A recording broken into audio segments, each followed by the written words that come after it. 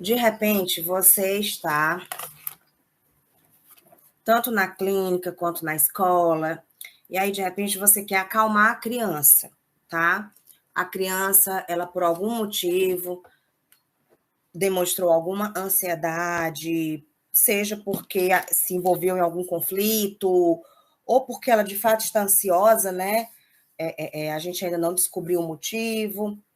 Gente, eu gosto muito dessa pecinha aqui, tá? Ó, abre, fecha. Até pra gente isso aqui relaxa, tá? Ó. E você também pode trabalhar a criança. Na clínica, se a criança ainda não tem essa coordenação motora e você faz isso, ela coloca a mãozinha aqui dentro, ó. Tá? Ó, nossa mãozinha entra, tá? Então, minha mãe, eu encontrei isso aqui no supermercado. Acredita? Sério, não tem aqueles quiosques dentro do supermercado? Pronto, pois foi lá que eu encontrei, certo? E eu gostei bastante, ó. Ele é colorido. E, gente, isso aqui também serve para a gente chamar a atenção de crianças com autismo.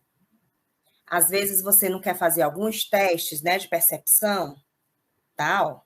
Aí você, ó, para você ver se a criança atende aos nossos comandos. Você pode até mudar de posição, botar mais para o lado direito, mais para o lado esquerdo, certo?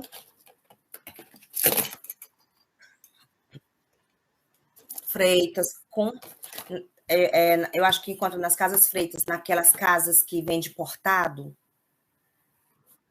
com certeza, sabe? Gente, ó, tem esse daqui que já é mais conhecido, né? Ó, que você aperta, ó. Isso aqui também desestressa.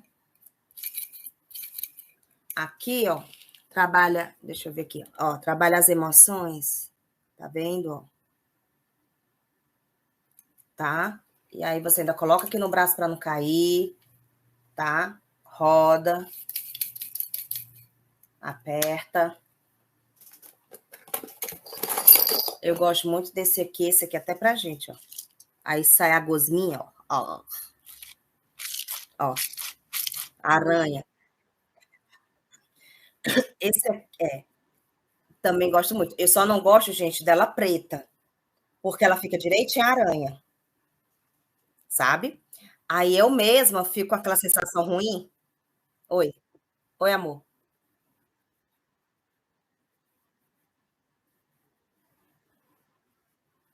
Não sei, porque, ó, eu tô compartilhando o slide, vocês estão vendo?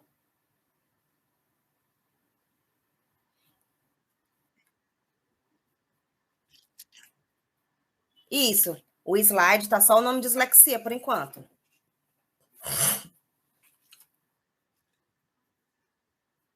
Tô mostrando no vídeo. Tô com ele na minha mão. Uhum. A minha foto, vixe, é pra estar meu rosto, porque eu tô no ao vivo, ó. Consegue me ver agora?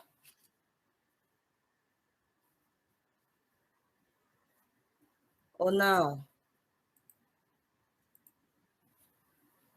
Bom, aí como eu tava falando, gente, essa aranha, né, que é sensorial, eu só não gosto dela preta, porque ela fica idêntica à aranha. Idêntica, idêntica, idêntica, idêntica.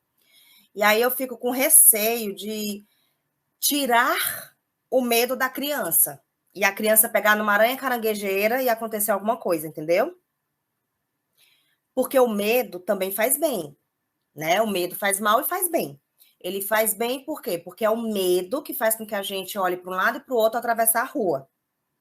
É o medo que faz com que a gente se afaste de uma cobra, uma aranha caranguejeira, né? Uma aranha venenosa. Então, é o medo que faz com que a gente se proteja. E se eu tirar isso da criança, eu tenho um receio de deixá-la desprotegida.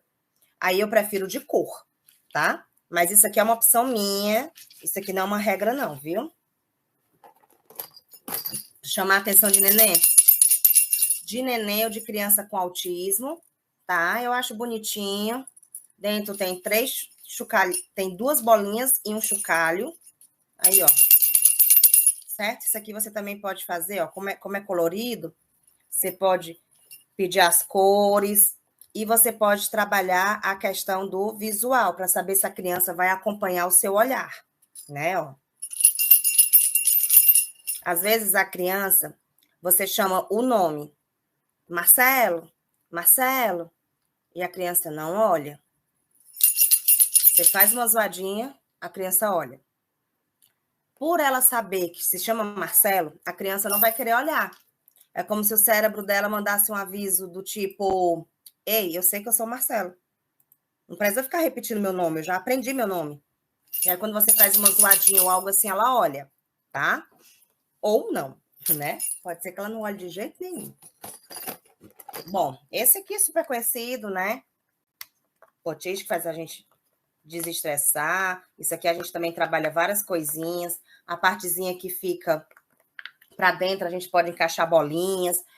Eu comprei de uma cor só e comprei assim, quadradinho, porque eu acho mais fácil de trabalhar as formas, de trabalhar várias coisas com ele de uma cor só. Sabe? Eu preferi, tá? Ó, aqui sai o animalzinho. Você tem, ó. Isso aqui eu achei interessante porque... Isso aqui eu achei interessante, gente, porque, ó, se você apertar em cima, não acontece nada, tá? Se você aperta no meio, acontece pouco. Então, você tem que apertar embaixo, ó. Gente, isso aqui, ó, coordenação motora para criança. E para a gente também, viu? Isso aqui também serve para desestressar, porque ele é molinho, tá? E aí você vai apertando, também vai desestressando, certo? E é bonitinho, ó, para você trabalhar com a criança. Cadê o ursinho? Achou! Aí você vê se a criança tem empatia ou não, se ela vai rir ou não. Nem que ela ri. Gente, a criança nem sempre ri porque acha engraçado, às vezes ela ri também da sua cara. Eu vou me compadecer, né, do que essa humana tá fazendo. Aí, ó, tá? Então eu gosto. Sensorial também para bebê, ó. Né? Aquele balãozinho que tem a farinhazinha dentro. Aí esse aqui meu, ó, ele tem um rostinho. Aí dependendo de como você faça, o rostinho vai mudando, ó. Certo? E aí ele estica ou não, tá? Gente, isso aqui é tão gostoso. Aperta, ó. E você pode também, gente, fazer massagem na criança, viu? A criança ou é mais novinha, ou de repente a criança não tá mais estressadinha. Ó, até no bracinho, você passa na perninha da criança. Serve até como um rolinho massageador, certo? Ó. Ele é gostosinho, gostosinho, gostosinho da gente apertar, gostosinho da gente, ó, uma mão na outra, a gente trabalha a sensibilidade da criança. A gente pode pegar um recurso e trabalhar de várias maneiras. Esse aqui tá quebrado, mas eu tenho ele inteiro. A gente enfia o dedinho aqui, até que trocar. Ó, ele acende a luzinha. Tá? Aqui também anima a criança, sensorial, ó. Aperta. Ó. E o olhinho também, ó. Tchum, tá? E ele é super, super, super gostoso. Isso aqui é a centopeiazinha, que, ó. Aliás, isso aqui é uma centopeia, não. Isso aqui é um pônei. É um pônei. Certo, ó. Super gostoso também. Só não pode deixar a criança colocar na boca, porque ele é tão gostosinho que dá vontade de colocar na boca. Certo? Você pode pedir para a criança colocar o focinho dele aqui pertinho do rabinho, ó. Então entra, coordenação motora, ó. Virou uma pulseirinha. Essa pulseirinha, gente, ó, que eu fiz, ela também pode servir como mordedor. Não existem aquelas crianças que se mordem, a criança que se morde. Então você pode colocar no bracinho dela, para ao invés dela morder o braço, ela morder isso aqui. Tem esses mordedores também de uma forma mais fixa, porque isso aqui, dependendo de como seja a criança, ela vai puxar um por um. Aí a gente tem que tomar cuidado para ela não se engasgar, tá? Então a gente tem que ver o tipo de mordida da criança, né? Se ela vai ou não. E, gente, isso aqui é tão gostosinho, até pra gente, sabe? Gente, tudo da criança serve pra gente, viu? Tudo, tudo, tudo, tudo. Gente, isso aqui quebrou, tá? Aí eu joguei fora, acabei de achar um pedacinho. Quando eu era criança, a gente tinha isso aqui, ó. Não sei se vocês lembram. Que ele é grandinho assim, que a gente faz assim, ó. Tchum, tchum, tchum. Certo? A gente bota no braço, a gente estica dessa maneira, ó, tá? Só que ele é grandinho. Isso aqui é porque quebrou, tá só um pedacinho. Vou comprar outro, tá? Isso aqui também, gente, acalma, distrai. Muito melhor do que você entregar um computador para criança, do que você entregar um celular para criança. Então, se você vai a uma clínica e você vai a uma clínica e a criança não fica quieta, porque é natural da criança, tá? Ao invés de você entregar um celular para a criança, você pode ter joguinhos desse tipo, como é que se fala? Materiais desse tipo e levar para o seu filho. Seu filho se distrai, aprende, se desestressa do que ficar em uma tela, tá? Gente, agora outros objetos que a gente pode trabalhar, tá? Isso aqui a gente pode trabalhar tanto a questão emocional como também a questão motora, certo? E a questão das cores. A gente pode fazer alguns trabalhos com ele. Como é que funciona? Tá aqui, tem ele de plástico, viu, gente? Existe ele de plástico, tá? Como é que funciona? Você pode, ó, dar o comando e pedir para a criança: baixa o amarelo. E a criança só vai baixar se ela souber o que é amarelo. Tá vendo? Se você entregar imediato antes de dar o comando, pode ter certeza que ela vai bater em todos. Certo? Ela vai bater em todos. Aí o legal é que, ó, tchum, sobe e as cores são as mesmas em lugares diferentes. Ó, o amarelo era aqui, o amarelo agora está aqui. Onde era o verde, amarelo, entendeu? Ó. Então eles trocam, certo? Aqui você trabalha a coordenação motora, ó, tem que bater, tá? Ai, Samira, mas eu não tenho dinheiro para comprar. Tá, mas na sua casa tem aquele batedor de carne? Eita, é o novo. Pois é, gente, é o novo. Aqui em casa tinha. A tábua e o batedor de carne, que antigamente a gente usava amaciante, né, em carne. Aí depois descobriram que estava aumentando o índice de câncer, mas a gente usava. Aí, ó, você também pode pegar. Se tem na sua casa e você não está usando mais, você pode utilizar. E você pode fabricar o seu próprio instrumento de trabalho, tá? E você pode, por exemplo, de repente pegar... usa até hoje o martelo. Eu acho aquele martelo super válido, eu gosto, viu, gente? É porque eu não cozinho, né? Mas eu acho super útil. É igual a alho, né? Hoje tá aquele negócio chique, né? Alho. O alho é espremedor. Tchum. Chega às vezes o alho é grande, dói no dedo, né? Ó. Gosto demais desse aqui. Bom, cubo mágico, esse cubo aqui, gente, super conhecido.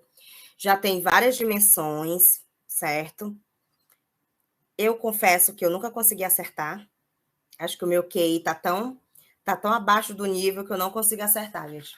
Mas ele é bom pela paciência, pelo raciocínio lógico, sabe?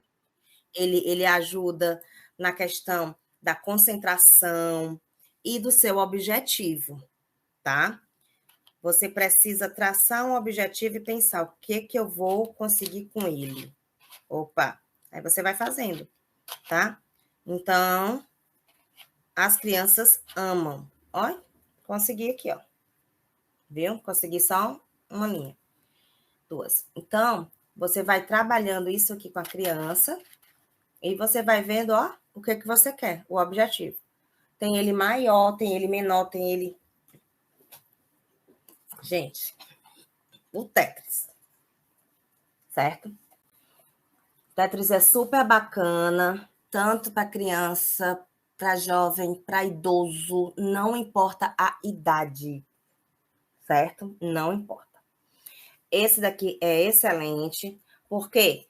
Porque a pessoa vai ter que pegar a pecinha e encaixar. E o que é mais bacana é que não existe uma só função, um só modelo. Como quebra-cabeça, quebra-cabeça ou encaixa ou não encaixa. Não existe outra opção. Nesse aqui existe, tá? Então, ó, o branco tá bem aqui.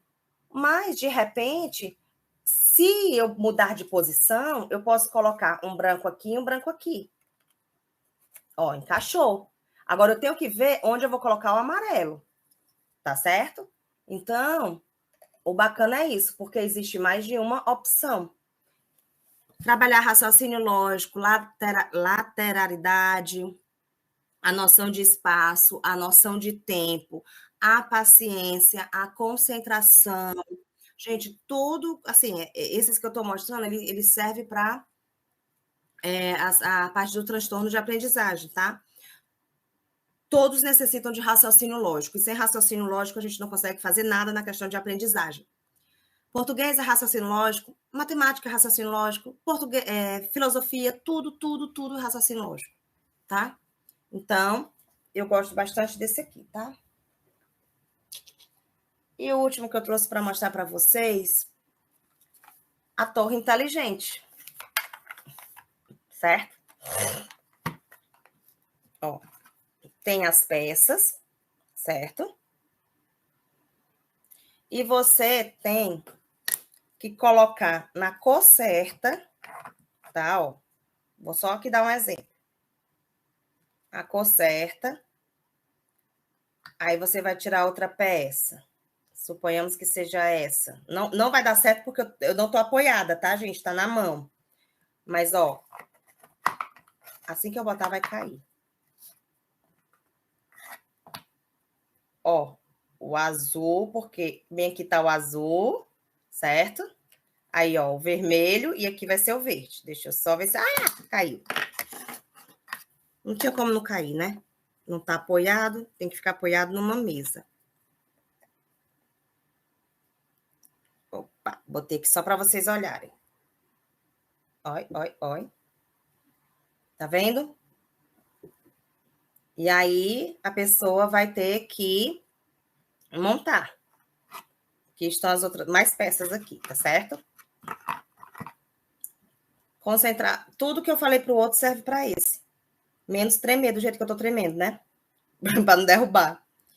E aí a criança, o adulto, o idoso, tá? Seja quem for, vai trabalhar a sua coordenação motora geral.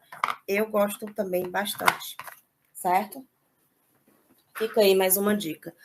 E, gente, não menos importante, quebra-cabeça. Quebra-cabeça é simplesmente maravilhoso. Justamente por tudo que eu falei. Concentração, estratégia, raciocínio lógico, tá? Para montar um quebra-cabeça, eu preciso ter estratégia, eu preciso ter um objetivo. Para alcançar esse objetivo, eu preciso da estratégia. Da estratégia, eu preciso planejamento, eu preciso parar para pensar, eu preciso me concentrar, entende? Então, é muito bom. Dominó. Tem vários, gente, vários. Milhares de coisas maravilhosas. A Shopee, gente, a Shopee é mais barato do que loja física, com certeza, sabe? O que eu não gosto muito na Shopee é porque eu não tenho muita sorte para frete grátis, que eu escuto muito, frete grátis, e o frete grátis que é bom eu nunca consigo, sabe? Às vezes, quando eu preciso de alguma coisa, eu peço para minha sobrinha comprar, porque eu mesmo não consigo. Tenho vários brinquedos que eu compro na Shopee, forminha de massa, com certeza. Até hoje. Eu uso tesoura de plástico para cortar massinha. E nós temos hoje vários modelos de tesoura, não é verdade? E esses modelos faz com que o cortar a massinha se torne mais atrativo, né? Porque você vai cortando e vai formando desenhos diferentes nas camadas. O cubo mágico, forma de animal. Eu uso forma de animal, eu tenho aqui. Muito bom também. letras, números, jogos de memória, excelente. Tabuleiro, matemática, mímica, jogo de pesca. Tem aquele joguinho de pesca, inclusive tem até aquele que ele fica rodando, aí você tem que pescar, né? Enquanto o peixezinho sobe, abre a boca, desce, fecha, abre a boca, né? Tudo isso, gente, é muito bom. E como eu falei, tô sem dinheiro, vou criar. Não tô em condições de fazer uma compra agora, mas eu tô precisando, então eu vou criar, tá? Eu vou utilizar material reciclável e vou usar. Tampinha de refrigerante, a garrafinha PET, o coisinha de ovo, tanto aquela parte transparente como aquela que a gente coloca o ovo, parece uma madeirinha, né? Aquela partezinha. Enfim, forma de gelo. Gente, eu utilizo muito pegador de gelo, aquele pegador de lavar uma madeira de neném, conta-gota. Gente, várias coisas que eu sei que eu não vou utilizar, eu guardo para utilizar na parte clínica, tá certo? Vamos então aqui. Vamos começar falando do nosso transtorno, falar sobre dislexia. A dislexia, ela é uma dificuldade específica de aprendizado que afeta principalmente a leitura e a escrita. E ela não é somente um problema de leitura. Muitas pessoas que apresentam dislexia aprenderam a ler, mas elas continuam a ter muita dificuldade com a ortografia, com a escrita, com a memória, a organização. E também há pessoas cujas dificuldades de leituras não são causadas pela dislexia. Nós já conversamos sobre isso. A dificuldade da leitura pode ser causada por um déficit na alfabetização, mas pode ser causado também por falta de leitura. Quem lê pouco, pouco vai se articular. O que faz com que a gente tenha mais vocabulário, o que faz com que a nossa mente se abra é a quantidade de leitura que nós temos. Quanto mais leitura, melhor. Mas, Samira, como eu posso inserir a leitura na vida dos meus filhos, na vida dos meus alunos? Você pode começar do pequeno para depois ir ao grande. Você pode, por exemplo, pegar. Deixa eu ver aqui. Amor.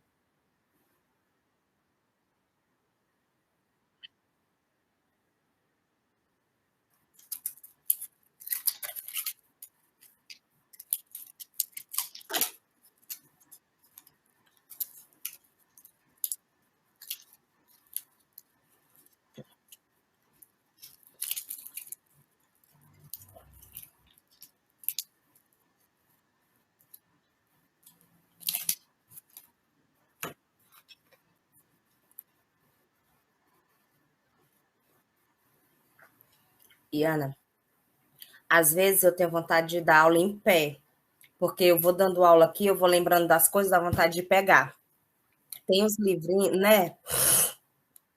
Tem uns. Uhum, verdade. Aí, ó, tô aqui morrendo de vontade de pegar umas cores para vocês. Aí o que acontece, gente, ó, existem, o que a Iana falou, da questão da gente colocar a leitura desde novinho. Gente, se eu estivesse grávida, o meu filho já seria um leitor na barriga. Eu ia ler para ele no ventre, tá? Para quê? Para ele já nascer com bom repertório, para ele já nascer gostando de leitura, sabe? Depois, ele vai escolher a sua profissão, ele vai escolher o tipo de leitura que mais lhe agrada, mas eu ia incentivar a leitura desde o ventre. Hoje nós temos livros de plástico que nós colocamos dentro da banheira da criança, que tem o desenho e o nome do desenho. Peixe, cachorro, gato, pato. Isso já é uma leitura, tá? E não é só uma leitura porque tem o desenho e o nome do desenho, não. que a leitura ela não é só escrita. Uma foto é uma leitura, a gente pode ler aquela foto. A gente pode interpretar aquela foto, tá? Então, as nossas crianças têm acesso à leitura desde muito novo, mas elas não são instigadas a ler.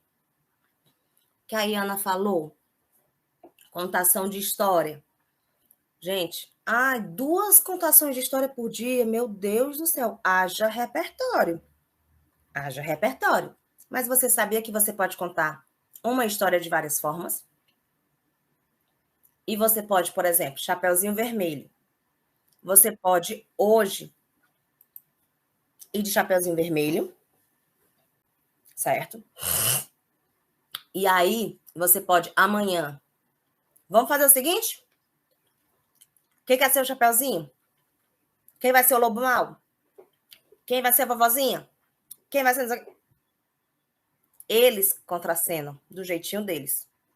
Samira Infantil 2, não sabe nem falar direito, vai saber contar a história? Vai. Vai saber contar a história deles, tá? Não vai saber contar a história como você conta, mas na visão deles. Uhum. Uso de fantoche. Criança ama fantoche. Tanto pode ser o fantoche, como pode ser o dedoche, certo?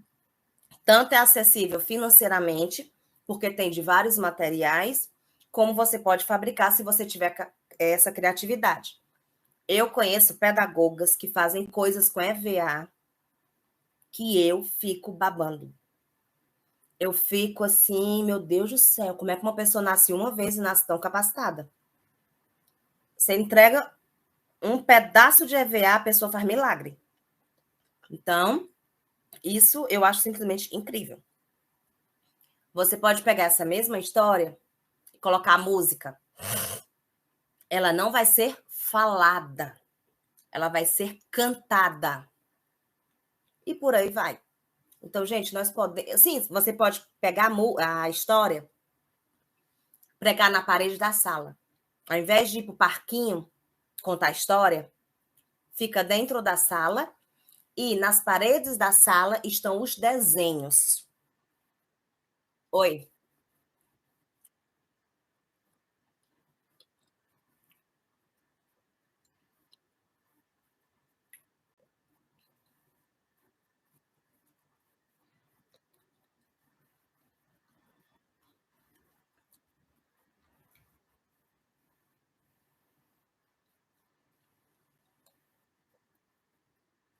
Uhum,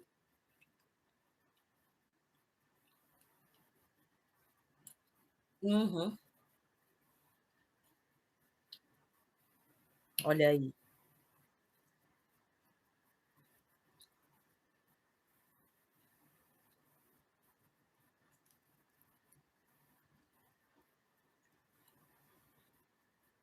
olha aí.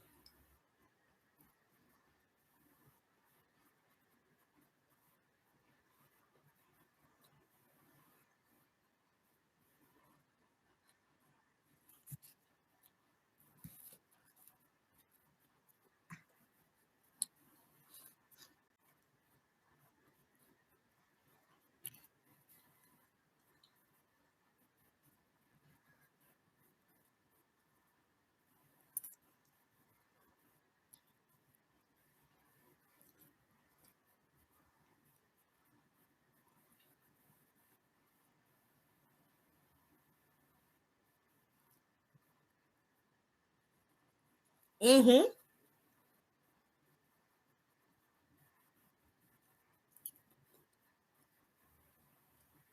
É, muito. Exatamente. O mais novinho possível inserir, porque existem várias formas da gente inserir leitura. E a gente tem que transformar a leitura em algo que seja agradável, não em algo que era feito no meu tempo, que a leitura era castigo, era em voz alta. Ah, todinho, todinho. Cópia, gente, cópia. Se quem bem souber, faça, ó, anotação. Gente, a pessoa aprende tanto, o nosso cérebro trabalha tanto quando a nossa mão é quem escreve e não o nosso dedo, sabe? Muito mais. Então, faz muito bem para o nosso cérebro. Em relação, voltando aqui para a criança, contação de história.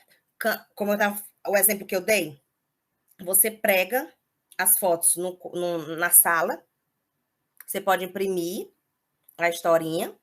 Claro que se você fizer em forma de quadro, fica muito mais bonito, né? Muito melhor. Só que eu peguei o gancho da colega que disse que são 2 histórias por dia. Então, não tem condição de fazer algo como da sua filha, 2 histórias por dia. Além do gasto financeiro, haja criatividade, né?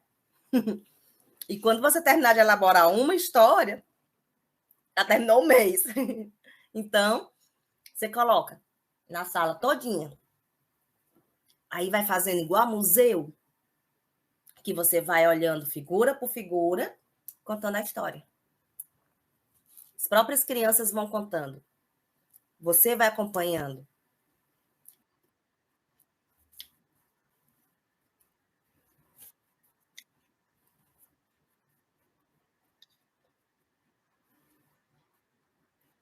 Vai. E aí, como a criança ainda não tem um raciocínio lógico tão bem formado, você coloca na sequência certa. Porque pode ser que você confunda a criança ao invés de ajudar. Né? Ela ainda não está com aquele raciocínio tão bem construído como o Fundo 2, que você pode botar ordene a história. Não dá ainda, então você coloca na sequência correta. E ela vai destrinchando o conteúdo da historinha todinho, certo? E, gente, eu quero fazer uma coisa mais dinâmica ainda. Coloca a historinha debaixo da mesa. Coloca a historinha no teto. Bota tudinho deitado. Se tiver almofadão, bota deitado, olhando para cima. Claro que não vai dar, gente, para ser a história total, não vai dar, né? Tem que ser uma história curtinha. Mas a criança vai olhando as imagens lá em cima e você vai contando a história. Gente, tudo para criança, tudo é animação. Tudo. Gente, criança não é como adolescente. Enquanto o adolescente reclama de tudo, criança topa tudo. Tudo a criança topa. Então, as coisas mais simples que você inventar, a criança vai fazer com você. E vai se divertir com você. E vai se divertir de forma que você nem imaginava que ia ser tão gostoso. Sabe? Aí vamos aqui. Voltando para a dislexia. O grau em que a dislexia causa problemas na aprendizagem no dia a dia depende de alguns fatores, como, por exemplo, a gravidade da dislexia, as habilidades, aptidões e o tipo de ensino e apoio que a pessoa recebe. Sempre, gente, sempre. A intervenção precoce é o ideal. Ah, mas eu ainda não sei se o meu filho tem dislexia. Não importa, você não está vendo que ele está no processo de aprendizagem e ele está tendo dificuldade? Dá uma mãozinha, vai ajudando. Talvez nem seja a dislexia, né? Talvez seja apenas uma dificuldade mesmo na aprendizagem. Gente, nenhuma intervenção, nenhuma é em vão, tá certo? E se for dislexia, ele já está recebendo a intervenção adequada. A dislexia não precisa ser uma barreira para a conquista do sucesso se ela for devidamente reconhecida na sociedade e medidas forem tomadas para oferecer ensino e treinamento adequado, além de estratégia e recursos de compensação. Exatamente. Nós precisamos sempre ter a mente e o coração aberto para fazer todo tipo de adaptação necessária que favoreça a aprendizagem dos nossos alunos. Só é preciso deixar bem claro que oferecer adaptação, oferecer suporte não significa passar a mão na cabeça. Não significa facilitar a vida da pessoa. Uma pessoa com transtorno não precisa ter a vida facilitada. Ela precisa ter uma vida igual a de qualquer outra pessoa, tá? E ela precisa passar por desafios como qualquer outra pessoa, tá certo? Quais as possíveis habilidades em uma pessoa com dislexia? Bom, quando nós falamos em dislexia, nós pensamos imediatamente nos prejuízos que esse transtorno causa, que é no prejuízo da leitura, da escrita e tal. Mas será que uma pessoa que tem dislexia também tem habilidades? Será que uma pessoa com dislexia pode se desenvolver bem em outras áreas? Pode. Inteligência visual. Muitas pessoas que têm dislexia têm uma memória visual muito boa, uma inteligência visual muito boa. Por isso que nós pedimos tanto para que a prova tenha gravuras mais do que letras. Essa pessoa também tem uma habilidade prática e de resolução de problemas. Por isso que nós pedimos que esses alunos não sejam avaliados apenas na prova escrita, mas seja avaliado em todo o seu desempenho, em todo o seu desenrolar durante todo o seu processo pedagógico. Uma pessoa com dislexia tem uma capacidade muito boa de ver o todo e de resolver os problemas. Muitas vezes nós ficamos presos em detalhes, e essa pessoa que tem dislexia, ela consegue ter uma visão mais ampla. Fora que ela tem uma percepção visoespacial boa, tá? Nós sabemos que pela neuroplasticidade cerebral, quando alguma partezinha do nosso cérebro é afetada, seja de forma natural, né, neurobiológica, ou seja por algum acidente, como um acidente físico ou um AVC, nosso cérebro manda comandos e aciona outras partes do nosso corpo que possa compensar aquela que foi prejudicada. Fora que a neuroplasticidade cerebral também abre espaço para novas formas de aprendizagem. Alguém levantou a mão. Tranquilo, meu amor. Quiser falar, fica à vontade, viu? Gente, uma pessoa com dislexia, ela pode ter uma boa comunicação verbal. Talvez ela tenha dificuldade para se expressar de forma escrita, mas ela tem uma boa capacidade para se expressar de modo verbal, tá? Então, se você percebe, por que não pegar aquele conteúdo e pedir para que ele fale? E se ele não conseguir se expressar tão bem falando, quem sabe gesticulando? De alguma forma corporal, ele consiga expressar aquele conteúdo.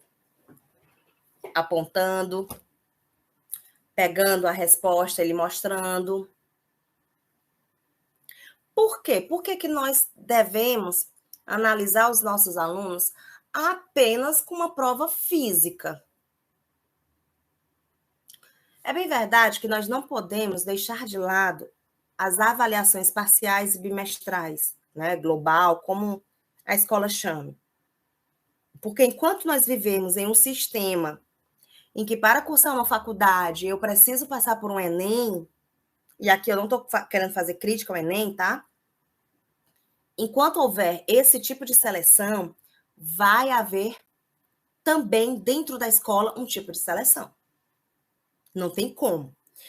Gente, por mais que a escola não seja uma escola competitiva, por mais que ela tenha uma pegada montessoriana, uma pegada construtivista, ela precisa ainda ser tradicional. A não ser que ela não ofereça o fundamental anos finais e o ensino médio. Aí ela pode ficar só em um aspecto. Mas se ela for, gente, não tem como. Porque nós precisamos preparar os nossos alunos para tudo. Para a sociedade no geral. E se na nossa sociedade nós vamos passar por concursos, então eu não posso deixar de preparar o meu aluno para isso. Não posso. Muitas pessoas criticam as escolas, muitas. Eu não tiro a razão da crítica, mas eu defendo a escola nesse ponto, tá? Como é que a escola vai deixar de capacitar o aluno para uma competição se a nossa sociedade é altamente competitiva? Vai haver uma falha. Enquanto os nossos filhos são crianças, nós não nos importamos tanto com isso. Mas à medida que eles vão crescendo e que eles vão chegando mais próximo da sua maturidade, nós vamos querendo que eles se tornem pessoas competitivas. Lembrando que eu não estou falando de uma competição ruim, eu estou falando justamente dos concursos da vida. Para eu conseguir um emprego, eu compito com os meus adversários. Eu vou fazer ou uma prova escrita, eu vou passar por uma seleção. Então, eu vou estar competindo por aquela vaga. Se eu presto um concurso público, eu vou estar competindo pela vaga no concurso público. E por aí vai. E aí, eu vou querer que o meu filho saia da educação básica sem saber competir? Não, não vou querer, gente. Gente, por último, uma pessoa com dislexia pode ter altos níveis de motivação e persistência. Tem sim, gente. Da mesma forma que uma pessoa com dislexia também tem uma grande tendência à ansiedade e depressão. Gente, qualquer pessoa que tem transtorno, tá?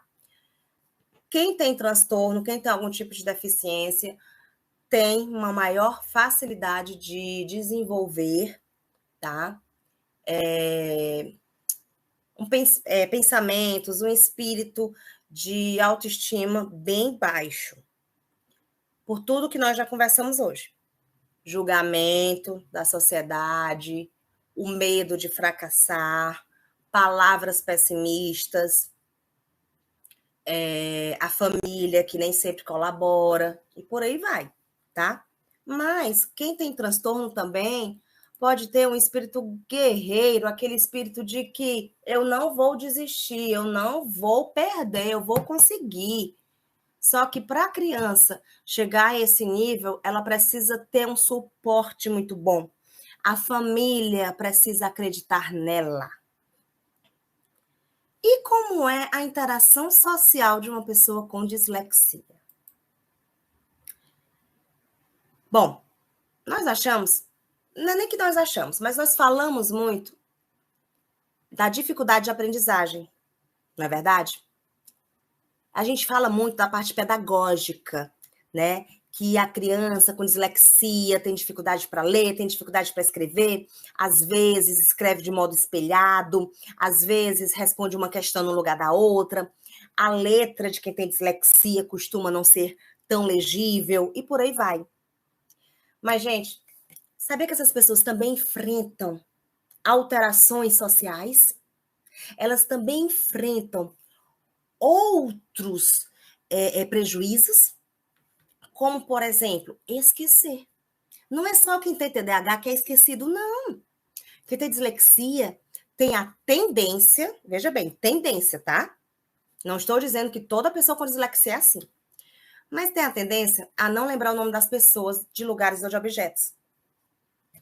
Às vezes você diz, fulano, qual é o nome dessa tua coleguinha? Aí ele fica olhando, olhando. E tem dificuldade para lembrar o nome da coleguinha.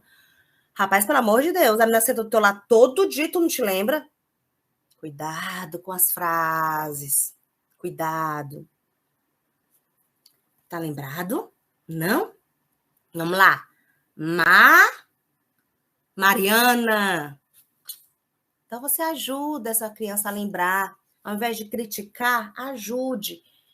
Dê um apoio para que ela lembre, porque ela sabe, ela só esqueceu. Gente, quem tem dislexia tem a tendência a não encontrar o nome ou o termo correto para alguma coisa ou para alguma situação. Então, quem tem dislexia, normalmente tem um vocabulário mais pobre, tem um vocabulário, né, mais reduzido. E aí utiliza muito palavras como aquela coisa, aquele negócio, aquele lugar, sabe? Por justamente não encontrar a palavra que ele quer no momento que ele precisa. Quem tem dislexia, às vezes, usa de forma incorreta o tom de voz. Ou altera, fala alto demais. Tem alguns que falam não chega a ser gaguejando, mas você percebe que tropeça um pouco nas palavras, tá?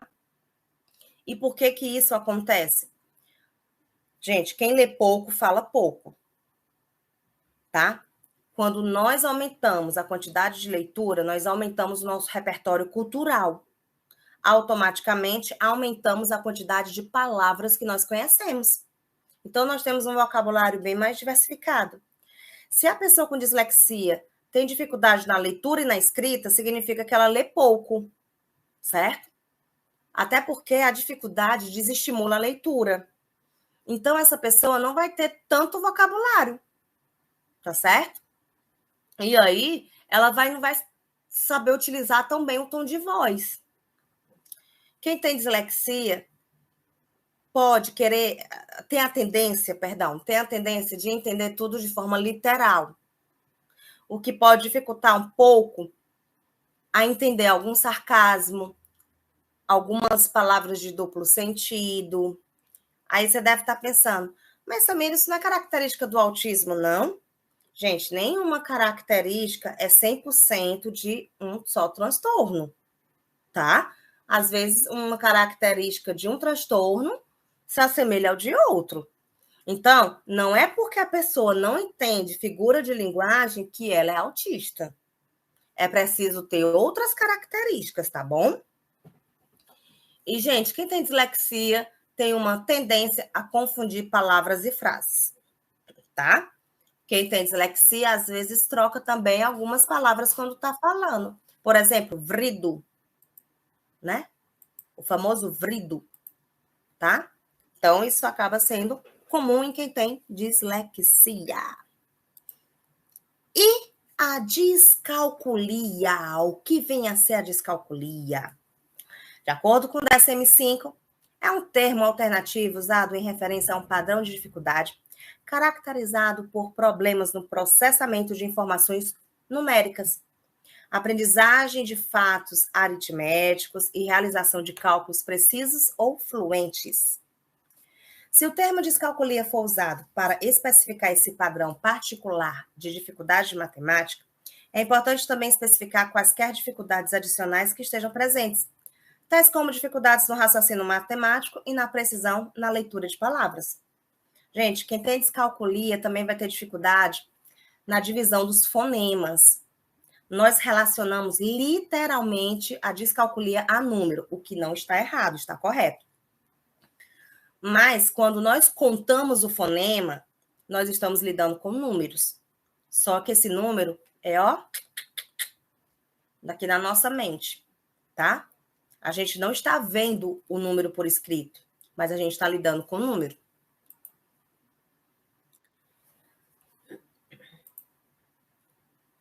Ai, eu ouvi uma zoadinha. Nossa, só faltam 10 minutos. Ai, gente, eu não vejo a hora de resolver isso. Gente, um déficit no senso, a descalculia também é visto como um déficit no senso numérico, com substrato em regiões cerebrais intraparentais, assim como outras desordens do tipo baixa capacidade de representação simbólica, funções executivas prejudicadas ou baixa capacidade de atenção visoespacial. Bom, vamos lá. Gente, por que é tão importante a gente permitir que o bebê se arraste pelo chão? Porque quando o bebê vai se arrastar pelo chão, ele está aprimorando a sua inteligência espacial.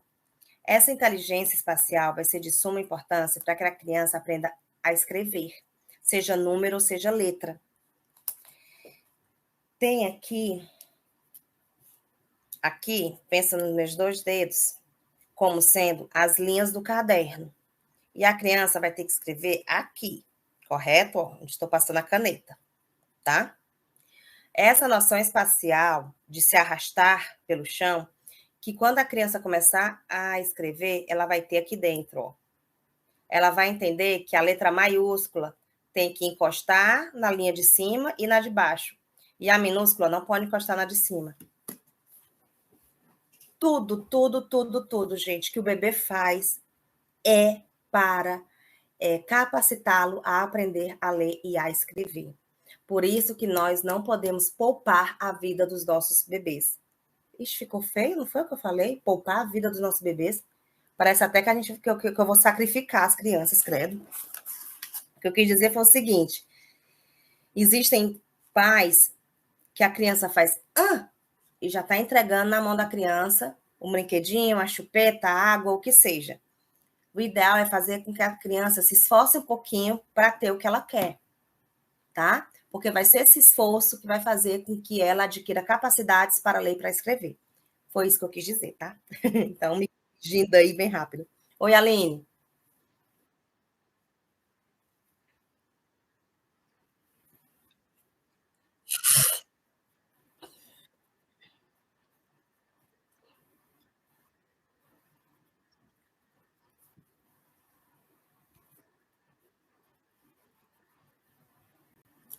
Exatamente, vai gerar esse atraso de fala justamente porque a criança não se desenvolveu. Ó, o mamar, muita gente critica chupeta.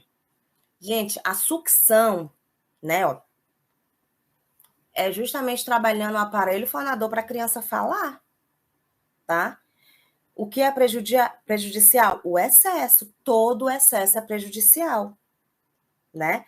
Também você deixar a criança o dia inteiro se arrastando no chão vai ser prejudicial, né? Então, a gente tem que ter aquele bom senso. Você pode entregar para a criança o que ela está pedindo? Pode, mas não dê de imediato, né? Faça aquelas perguntinhas básicas. O que é? Aponta para a mamãe. É ali? Fala, dá, dá, dá. Faz assim com a mãozinha, faz, ó. Dá, dá. Gente, isso é importante para a criança, né? E claro que tudo tem que ser de acordo com a faixa etária da criança, né? Você não vai pedir para um recém-nascido dizer, dá mamãe. Aí também já é demais, né?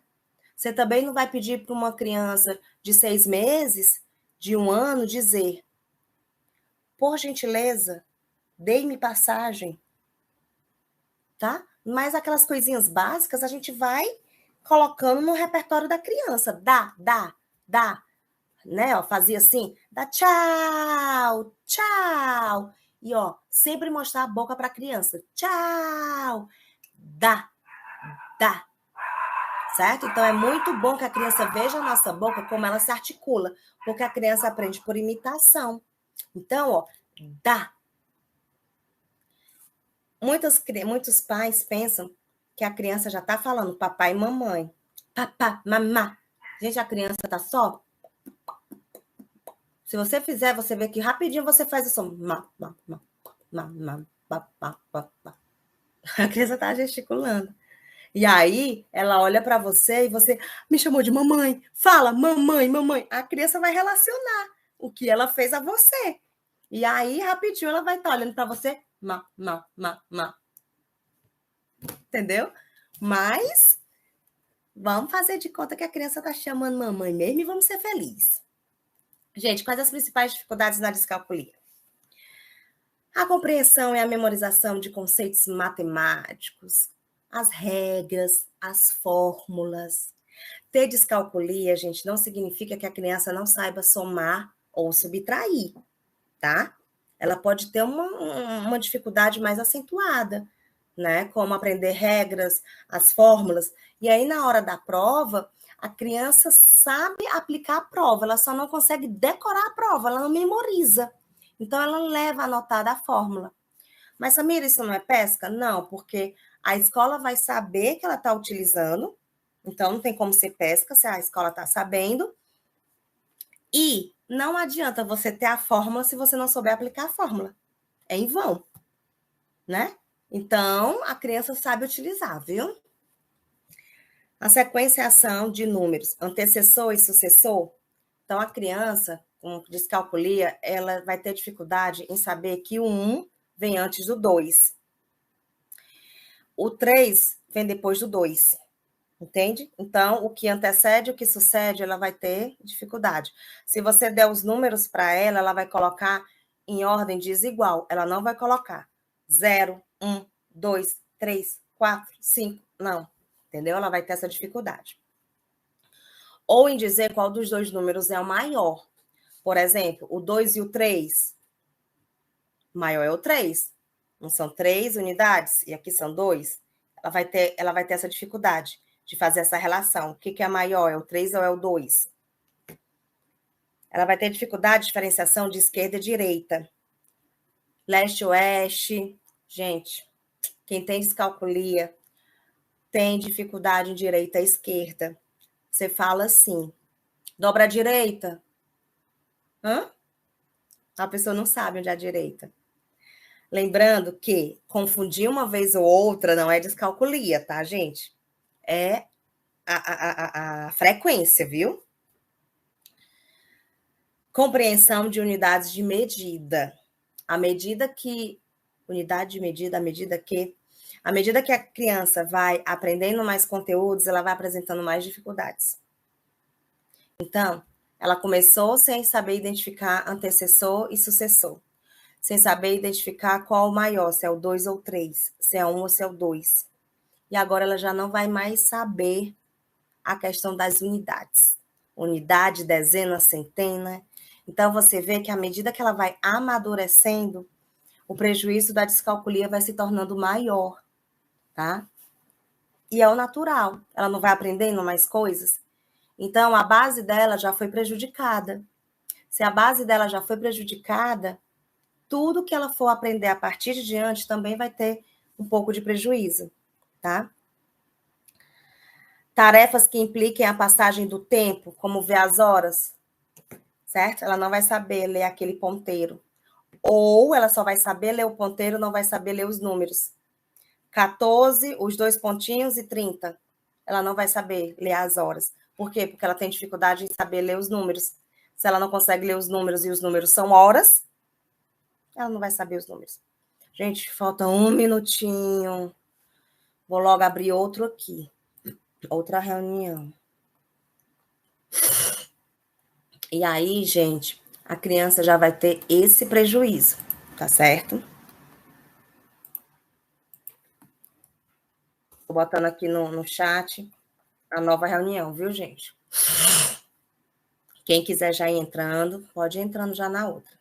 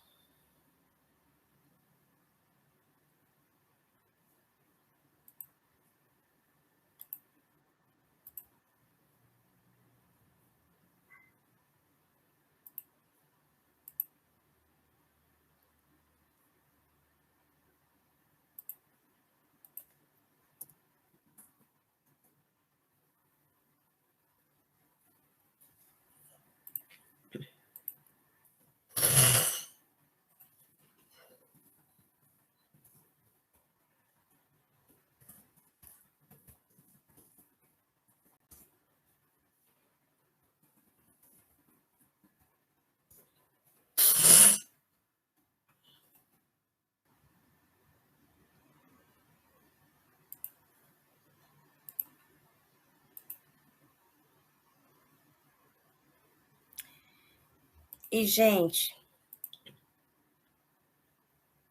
questão de dinheiro. Gente, se a pessoa tem dificuldade em lidar com os números, vai ter dificuldade em lidar com os dinheiros, porque dinheiro também é número. Então, tá me ouvindo agora, Daisy? Oi, oi, oi, tá todo mundo me ouvindo?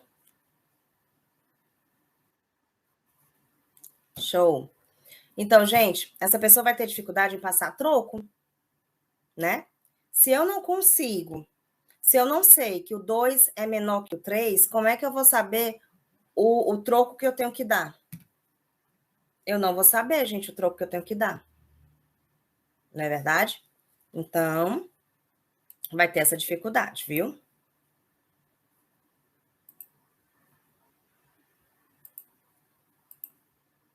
E a disgrafia e desortografia? A desortografia e a disgrafia são transtornos que atingem a escrita e cujos sinais podem ser identificados por professores em sala de aula. A desortografia está relacionada a uma dificuldade na aprendizagem de ortografia, de gramática, de redação, no nível de palavras, frases no texto. E a disgrafia na questão motora. Então, gente, quem tem disgrafia vai ter a dificuldade motora, certo? É aquela pessoa que não tem a habilidade não só em pegar a caneta, mas em escrever a letra, tá? A desortografia é a aprendizagem da ortografia.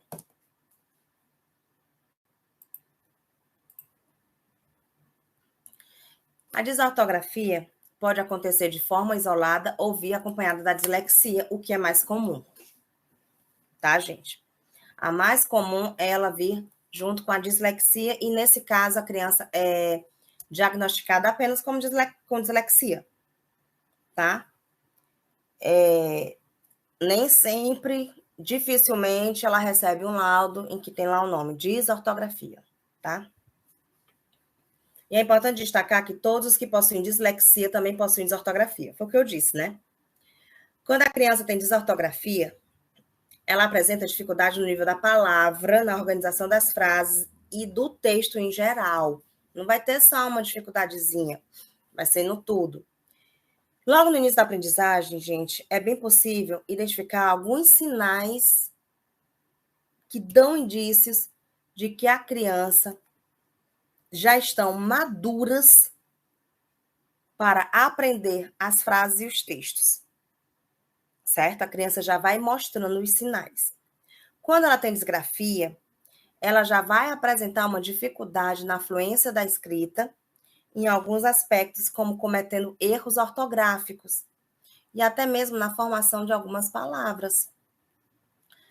Como, por exemplo, aqui, alguns erros, certo? Ó, alguns sintomas. Dificuldade na formação da letra. Ah, não, isso aqui é da disgrafia, perdão. Deixa eu falar aqui da desortografia.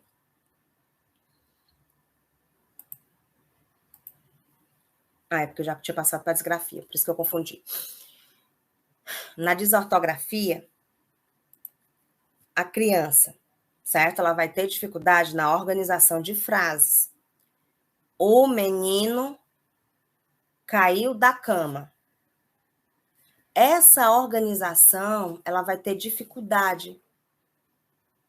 Menino caiu cama, sabe? Então, ela vai comer algumas palavrinhas. Ela vai pular algumas palavras, porque ela não vai conseguir organizar tão bem essa estrutura, certo? Ela não vai conseguir organizar tão bem como é que é feito um texto. Quando ela está lendo, ela não vai conseguir ter aquele raciocínio para poder fazer um texto de forma coerente e coesiva, sabe? Já na disgrafia, que é a escrita, quais são os maiores sintomas, né? O que faz com que a gente perceba que tem uma disgrafia? A dificuldade na formação das letras, então tem a dificuldade em fazer o A, tem a dificuldade em fazer o E, tá? A letra tá pequena demais, ou a letra é grande demais, ou a letra é muito larga, ou a letra... Samira, mas isso não tem a ver com o início da aprendizagem? Não, não é. Quando é no início da aprendizagem, gente, é super natural. E a criança, ela faz o quê? Boi, cachorro. O boi, vamos botar vaca, tá? Vaca, Cachorro. Nós sabemos que o cachorro é menor do que uma vaca. Só que... Não, vou pegar o contrário.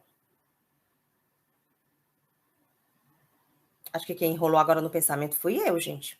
Bugou agora, peraí.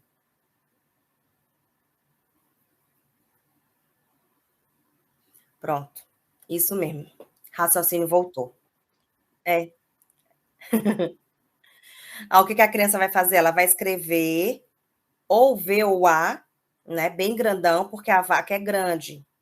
E o cachorro, como é pequeno, ela vai escrever de forma bem miudinha. Isso é super natural, porque a criança, ela está colocando na escrita o que ela sabe na realidade. Tranquilo. Na disgrafia, gente, as letras, elas vão ser desproporcionais. Então, eu estou escrevendo a palavra vaca, o meu V vai ser grande, o A já vai ser alargado, o C já vai ser bem pequenininho, entende? Ou então, o contrário, a palavra vaca vai ser toda pequenininha e a palavra que vem seguinte, sei lá, a vaca branca, nem sei se existe, mas branca, aí o branca já vai ser grandão ou já vai ser bem largo, entende? Existe uma disfunção de uma escrita para outra. O uso indevido de letras maiúsculas e minúsculas, por exemplo, nome próprio, Samira, a gente não coloca o S maiúsculo, ao invés da criança colocar o S maiúsculo, vai colocar o M ou vai colocar o A. Então, ela vai trocar esse local, né? De colocar a letra maiúscula. Letras sobrepostas. Justamente, coloca uma em cima da outra. Como nós vimos, ela tem dificuldade na noção espacial. No que tem dificuldade da noção espacial, vai ter a dificuldade em organizar os seus pensamentos e automaticamente organizar as suas escritas. Dificuldade na fluência da escrita e da leitura. Com certeza, a gente vai ler bem mais devagar, vai gaguejar na leitura, vai tropeçar algumas palavras, vai voltar no texto. E a mesma coisa na escrita. Não vai ter aquela fluência. Vai ser bem mais lento, vai precisar de tempo adicional para fazer sua prova, por aí vai. E como eu posso, gente, interagir com o meu aluno? Isso aqui que eu vou ler serve não apenas para desortografia e disgrafia, gente, serve para tudo. Valorize tudo que a criança fizer. Tudo que o seu aluno fizer, valorize, incentive, palavras positivas sempre. Até na hora de você mostrar o erro, mostre o erro de forma positiva. Não mostre o erro de forma negativa. Não mostre o erro como algo ruim. Mostre o erro como uma das formas que nós encontramos de aprender, tá? Outro ponto, certo? Quando a criança for escrever, ajude, certo? Ajude a criança na hora da prova, tá? Ajude tanto a questão da escrita, quanto a questão, de você vai começar a escrever aqui, aí você vai seguir essa linha. Então, gente, você vai ensinar o beabá à criança. Você vai ensinar a caligrafia para a criança, sabe? Você vai agir como se a criança estivesse aprendendo agora. Então, tenha um pouquinho de paciência, sabe? Tenha empatia, tente colocar-se no lugar dela e ver como está sendo difícil e como você gostaria de ser tratado, sabe? E aí você vai procurar oferecer para essa criança o que você puder e o que você perceber que ela necessita. Dispraxia. Gente,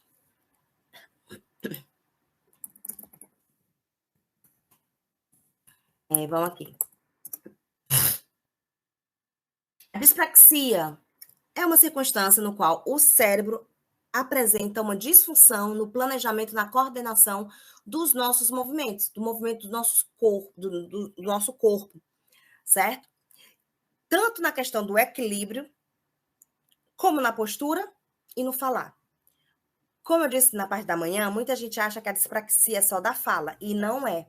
A dispraxia é essa disfunção do nosso corpo, que pode ser na fala, mas pode não ser, tá? E é por conta dessa organização que nós conseguimos ficar sentadas de forma ereta, que nós conseguimos andar de forma ereta, que nós temos equilíbrio. Ou seja, nós andamos e não caímos, nós não ficamos tonta, certo? Há 3 tipos de dispraxia. A motora, a da fala e a postural. A motora é a dificuldade de articular os músculos, afetando, assim, algumas atividades bem básicas e bem úteis, como vestir, comer, andar. Vai causar uma lentidão em movimentos que aparentemente são simples, como os que eu disse, comer, vestir, correr, andar. As pessoas vão ser mais lentas, justamente porque houve um déficit na articulação desses músculos. A dispraxia da fala é a dificuldade de desenvolver a linguagem, pronunciando palavras de forma errada ou imperceptível. Às vezes a criança fala de um modo que você não compreende. Certo? A postural, a dificuldade de manter uma postura correta, independente de estar em pé, sentado ou caminhando. Às vezes eu acho que eu tenho uma dispraxia na postura. Preciso melhorar aqui a minha postura. Certo? Então tem gente que tem dificuldade de manter uma postura. Certo? Os sintomas variam de pessoa para pessoa e de acordo com o tipo de movimento afetado e da gravidade dessa condição. As causas, no caso das crianças, é por uma alteração genética, que faz com que as células nervosas demorem mais para se desenvolver. Já, tanto nas crianças como em adulto, o que é mais reincidente são alguns acidentes, como traumas, lesões cerebrais como AVC ou traumatismo craniano. Por isso que algumas pessoas, quando tem AVC, fica com uma parte do corpo paralisada. Às vezes, o movimento volta, mas não volta como era antes, com aquela habilidade de antes. Volta com dificuldade. Ok. Um transtorno da aprendizagem que não é tão falado é do processamento auditivo. Gente, a capacidade do sistema nervoso central, certo? Do sistema nervoso central em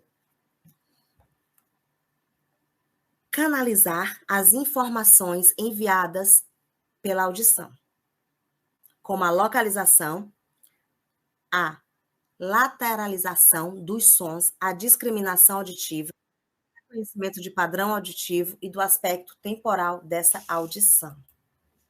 Como assim? Gente, quem tem esse transtorno, escuta. Essa pessoa não é surda e nem é deficiente auditivo, não tem baixa audição. Escuta. Só que o som entra pelo ouvido.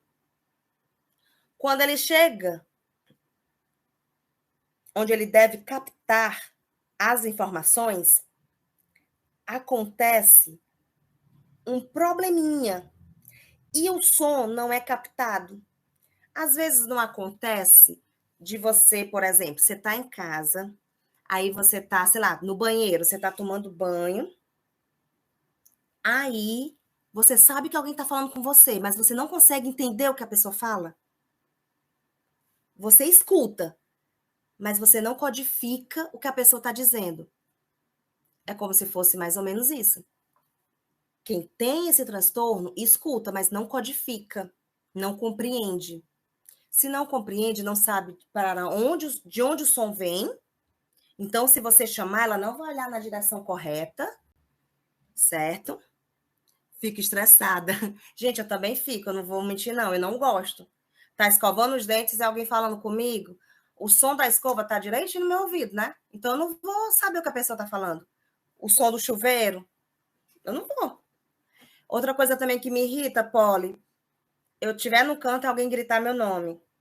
Samira! Samira! Gente, eu fico assim, ó, cadê? Sabe? Chega até mim, né? Vai até onde eu tô, fala comigo. Mas não fica gritando porque eu não vou saber, sabe? E se eu tiver sem óculos, então, é que eu não vou te olhar, né? Aí eu fico doidinha, sabe? Eu fico estressadinha olhando para os lados. Pois é. Então, gente, essa habilidade dos sons vai afetar em você prestar atenção, em você ignorar ou não determinados sons e memorizar os sons, tá?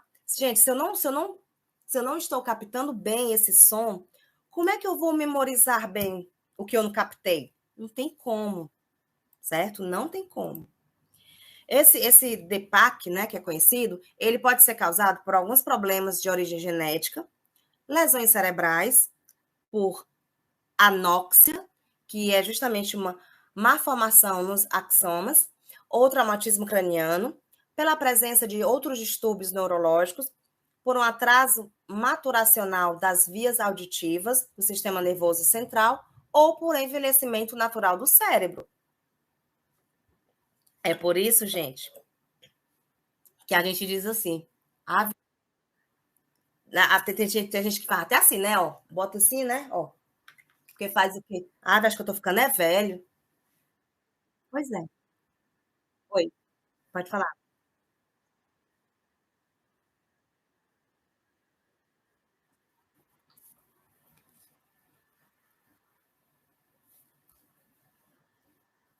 DEPAC.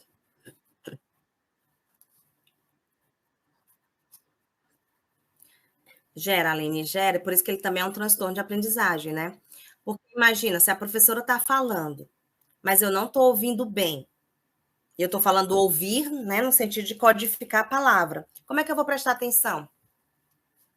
Eu não vou prestar atenção, eu não vou me concentrar, eu vou me distrair.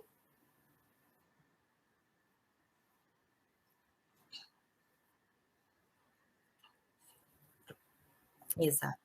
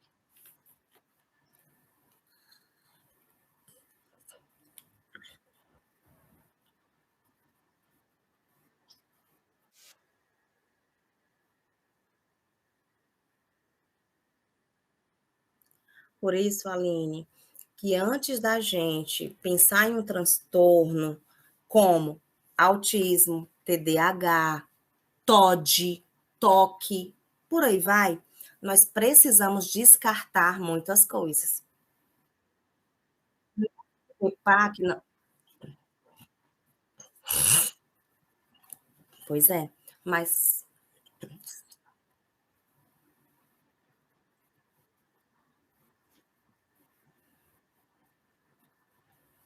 gente, eu imagino sim, viu? Enfim, né? É uma pena. Por isso que a gente pede muitos exames. E quando eu recomendo alguém a procurar um neurologista ou um psiquiatra, né, para receber um laudo, eu sempre digo, peça para ele pedir exames de sangue, se ele puder pedir uma ressonância, né, se ele puder pedir, né, do transtorno auditivo, por aí vai. Porque, gente, a gente descarta outras possibilidades e a gente começa a entender o comportamento da criança. Tem criança que age igual um autista, mas não é autista. Tem gente que não, a criança não olha. Ai, gente, eu falo, meu filho não olha. Gente, a criança tem baixa audição.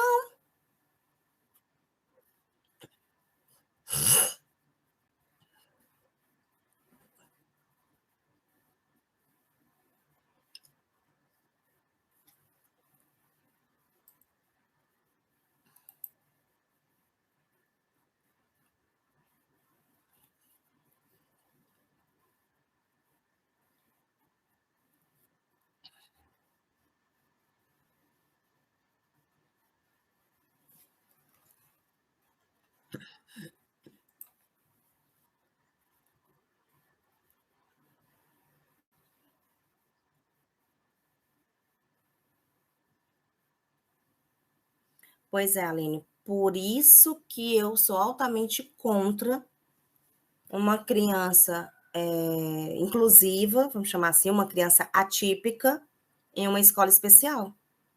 Porque a criança reproduz o que a outra faz. A criança aprende com seus pares. E aí, imagina eu colocar todas as pessoas com autismo juntas. Elas vão repetir, uma vai repetir a ação da outra, certo? Enquanto que ela observando o comportamento que nós julgamos o ideal, ela vai diminuindo aqueles que nós chamamos inconvenientes e vai adicionando no seu repertório os outros, sabe? Isso. Uhum. E, gente, outras características. Dificuldade na aprendizagem.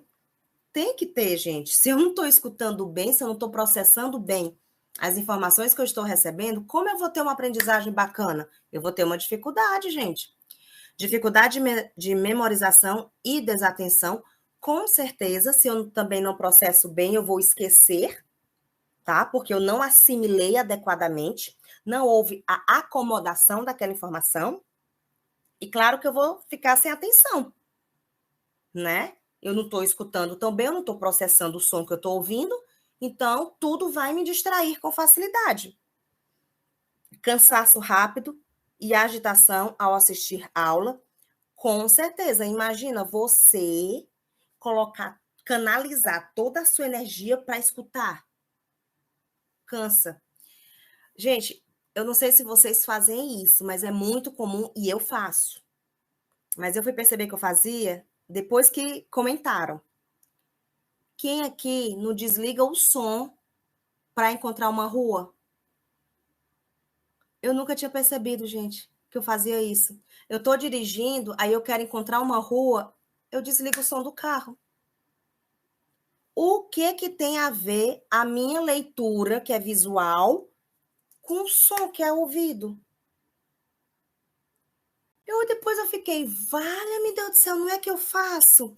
Gente, eu fui prestar atenção em mim mesma e eu descobri que eu faço isso para que a minha atenção seja totalmente voltada para a placa que eu estou procurando. Não é que o som vai fazer com que eu não enxergue, não é isso.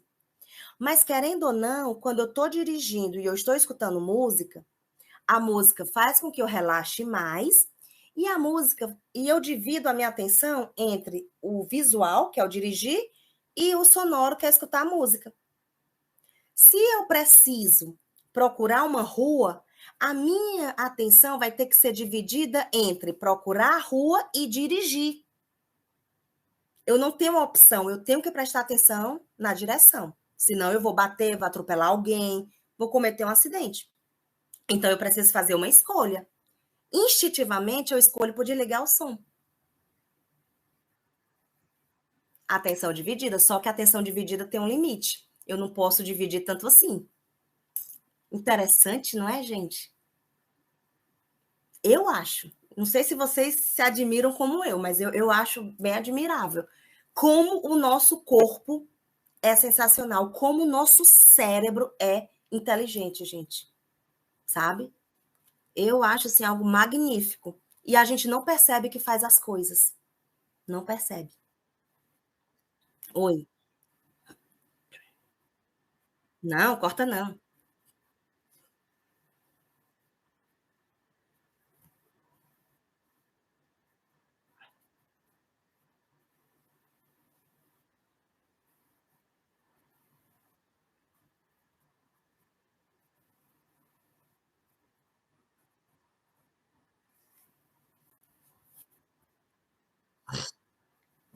transtorno. Uhum.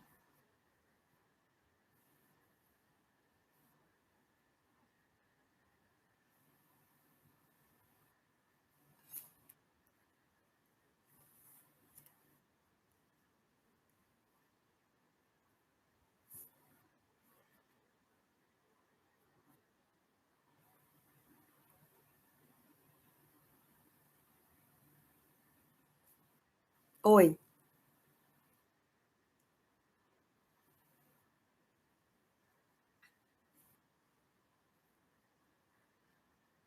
Aham.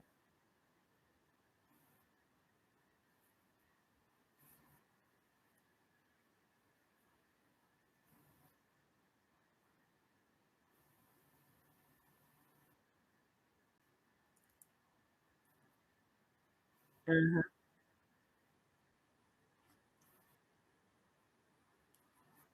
Tô.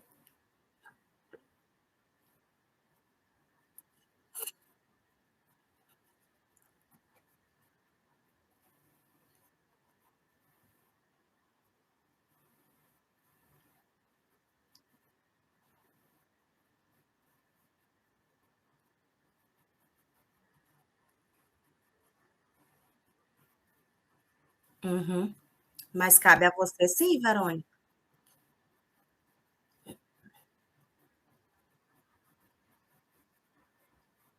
Uhum. Processamento. É, mas Verônica tem a ver com você sim, viu?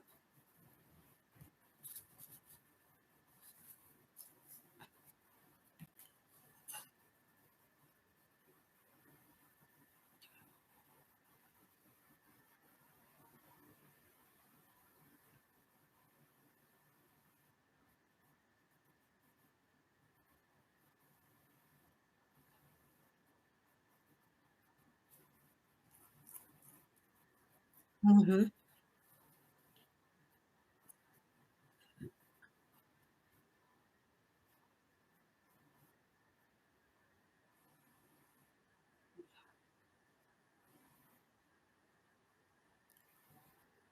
Uhum.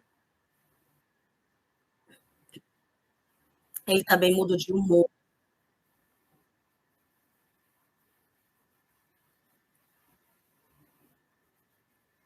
Exatamente.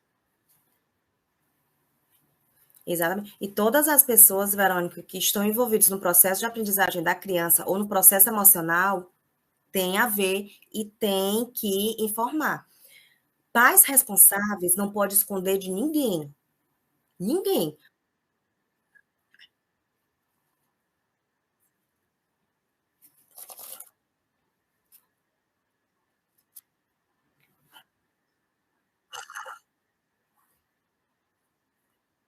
Eu entendo, eu entendo. Infelizmente, Verônica, isso é uma realidade constante.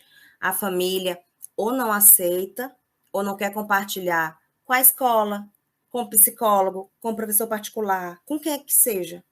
Algum transtorno, algum déficit da criança, e não compreende que ao compartilhar, ela não está expondo a criança, ela está ajudando a criança.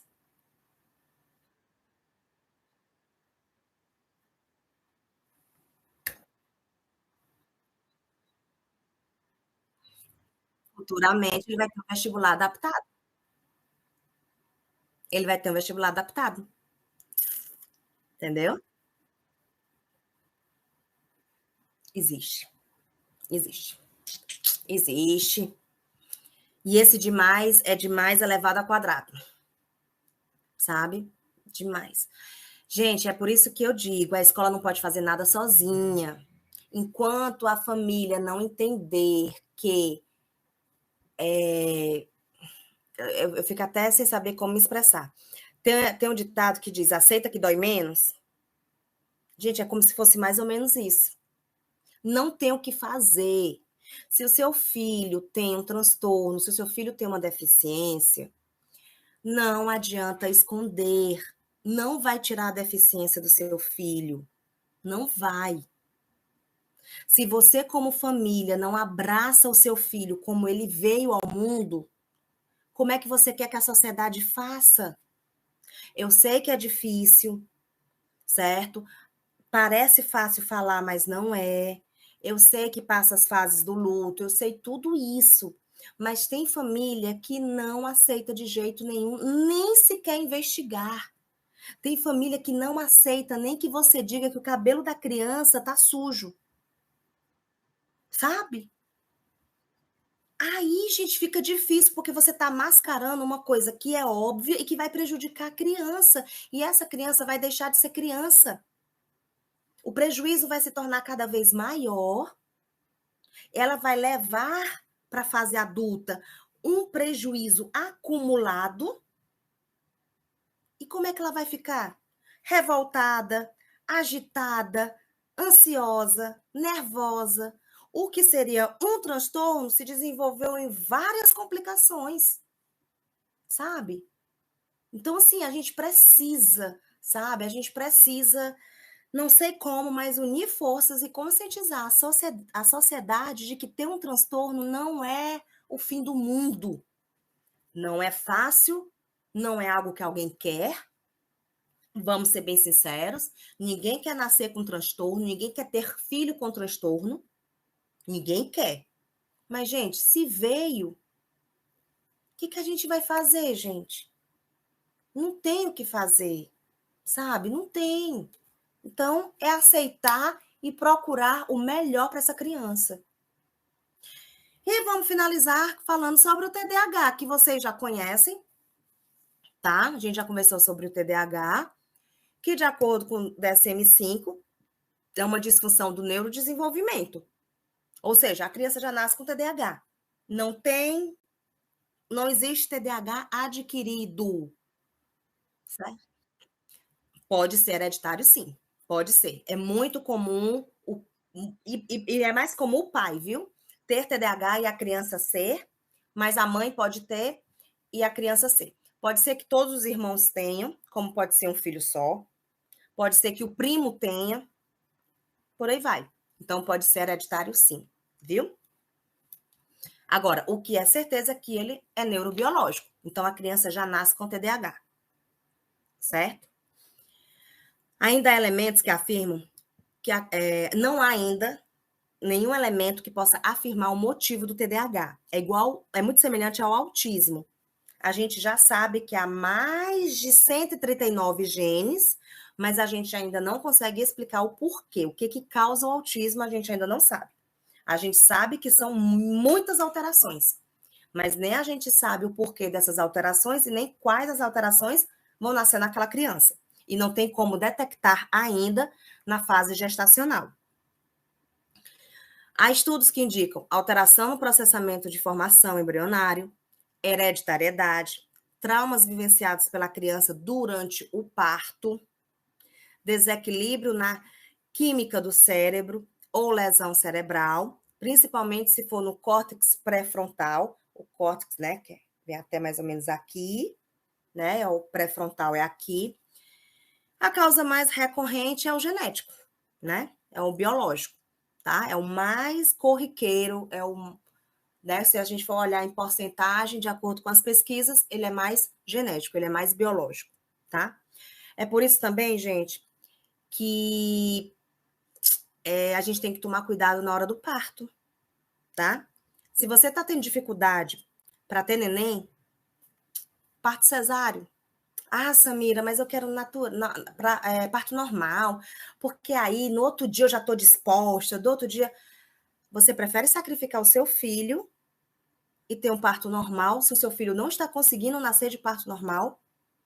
Gente, eu não estou falando do que é o melhor para a mãe, eu estou falando do que é melhor para o filho. Eu estou aqui falando da criança. Com certeza, um parto normal vai trazer para a mãe uma reestrutura física mais rápida. Só que essa criança vai se espremer no canal para poder sair e esse canal não tem um estreitamento devido. Ele não alargou o suficiente. Então, essa criança vai, espremer o cérebrozinho. Ela vai se esforçar mais do que o que devia. Isso não vai ser bacana para ela, gente. Sabe? Nem sempre a gente tem tudo que a gente sonhou. Mas o importante é a gente ter o que a gente quis. O que é mais importante? Eu ter um filho normal ou eu ter um filho? Quando eu falei ter um filho normal, é no parto, tá? Filho no parto normal. Hoje, agora à tarde, eu tô cheia de coisa, né?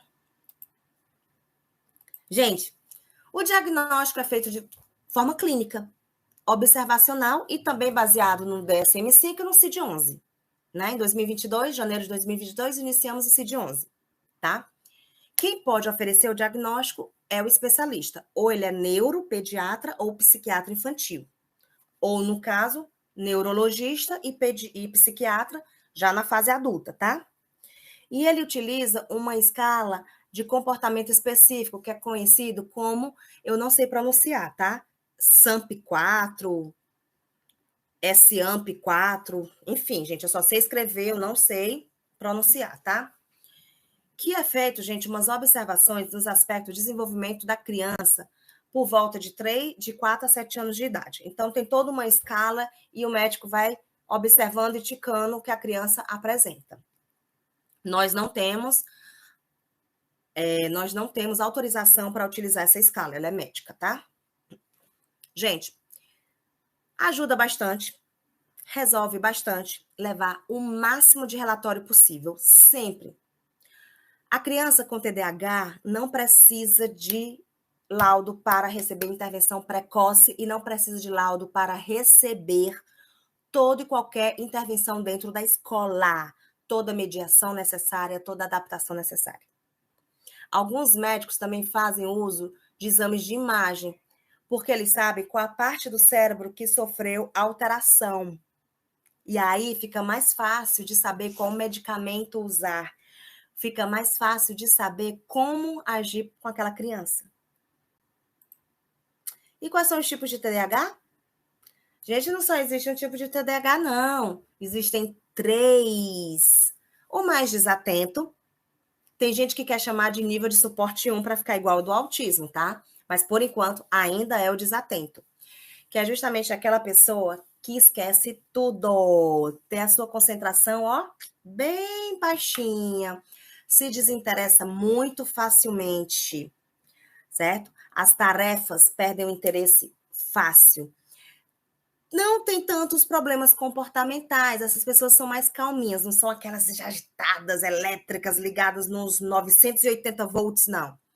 Mas elas são pessoas mais calminhas, que falam um pouquinho mais baixo, mas em compensação também tem uma concentração, ó, baixinha.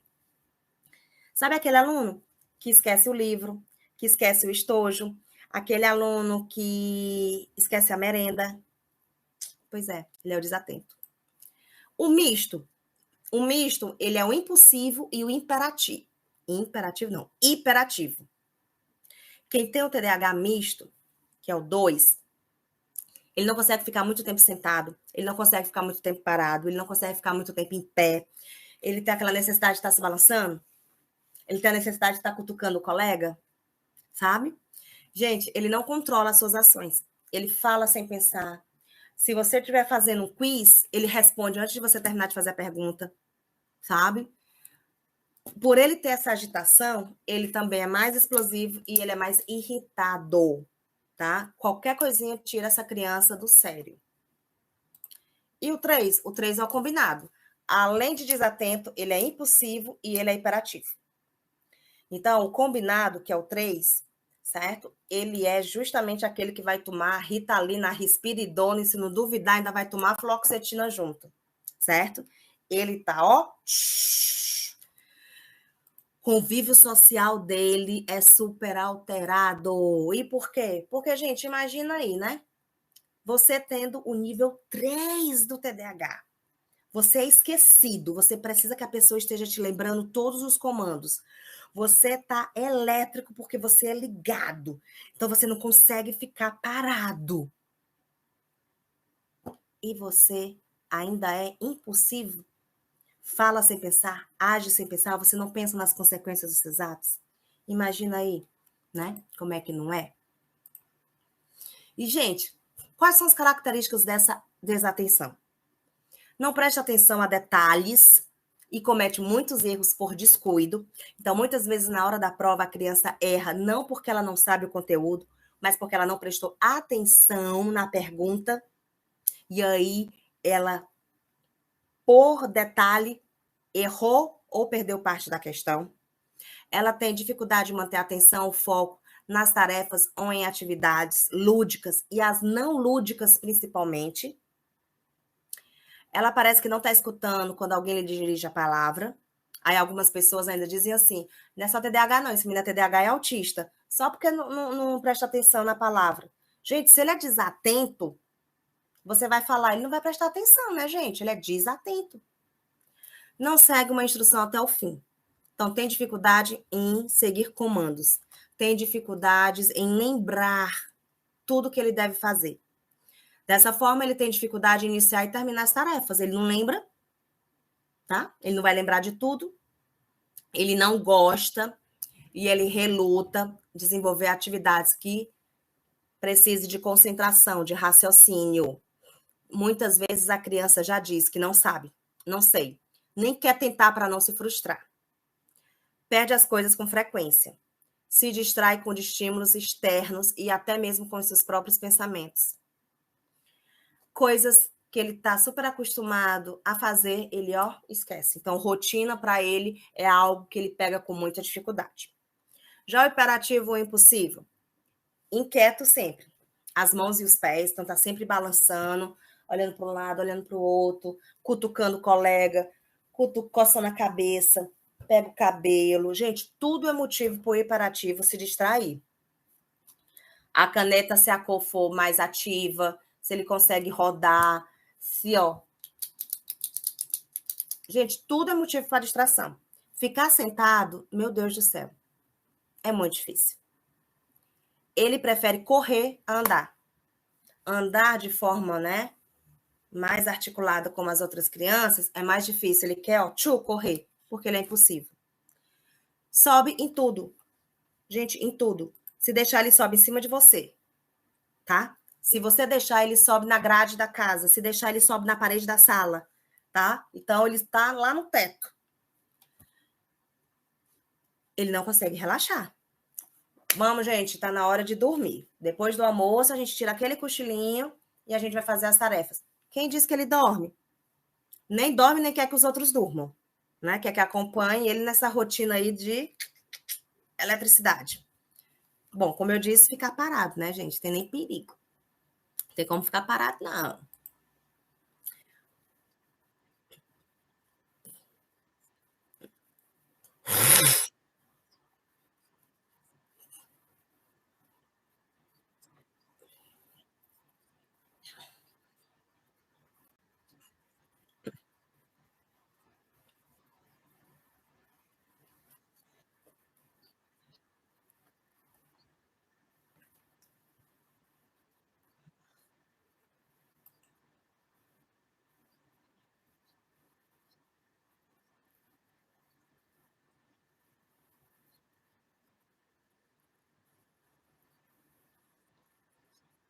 É desgastante.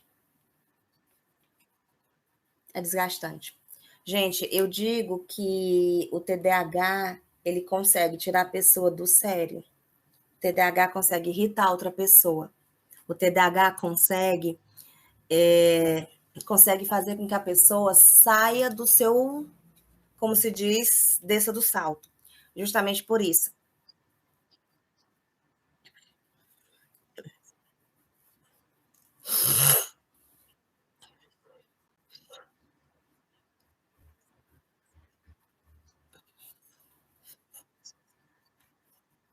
Uhum. É, é. Uhum. E como você falou, é desgastante, porque muitas vezes o TDAH é incompreendido. O autista, ele recebe mais apoio, mais compreensão do que quem tem TDAH. Por quê? Por tudo que eu falei aqui, ó. Todas essas características. Imagina, como você mesma disse. Todo dia eu tenho que pedir para ele arrumar a cama. Todo dia eu tenho que dizer como é que calça o sapato. Todo dia eu tenho que perguntar se o estojo tá dentro da mochila. Todo dia eu tenho que saber cadê a camisa. Gente, chega uma hora que você cansa. Cansa. Só que a pessoa não faz de propósito, a pessoa não segue regras porque a pessoa é desafiadora. Não é. É porque ela nem lembra que existe regra. Ela fala alto. Ei, fala baixo, tá na hora da prova. Seus caras fazem assim, ó.